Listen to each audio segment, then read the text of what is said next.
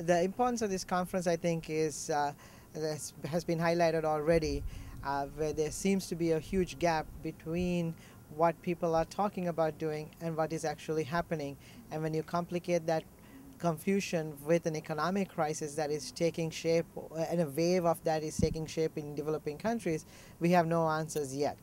And and then the whole aid accountability debate is really highlighting that we do not know what we are doing in the field. There's a great disconnect between what's the projects we have, programs we have, and what people who need those programs and projects and assistance want.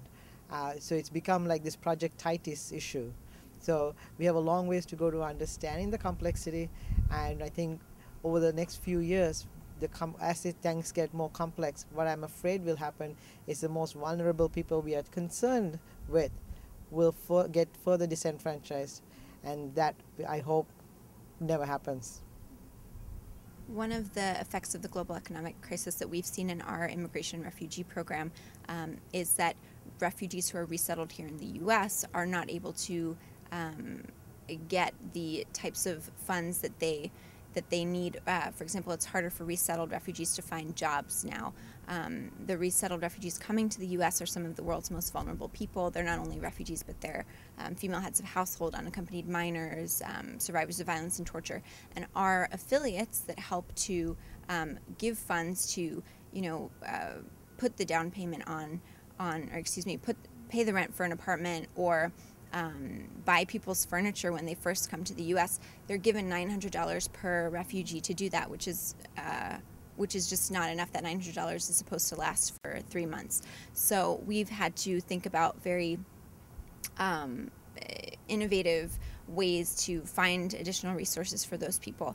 And the other thing I wanted to highlight is the overseas aspect of this. Refugees in protracted displacement contexts where they have been living in camps for 25 years or more. For example, refugees from Burma in Thailand. We have consistently over the past several decades been trying to provide assistance to those people, and what we hope is that we'll be able to continue addressing humanitarian need at the same time that development assistance won't be cut, because we won't see a solution to displacement without political solutions, negotiated solutions to conflict, and also real changes in the nature of poverty, inequality, and conflict that cause displacement, which is why we need development assistance. So we need both sides to continue.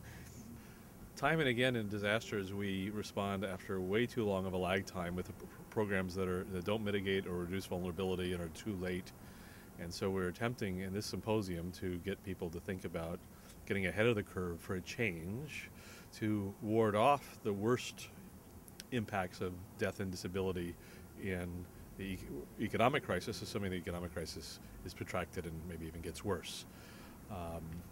So far, we're not hearing the humanitarian aid community or the U.S. government or the UN communities really providing evidence of what are the new patterns of harm, and we're still hoping to draw that out in the time ahead.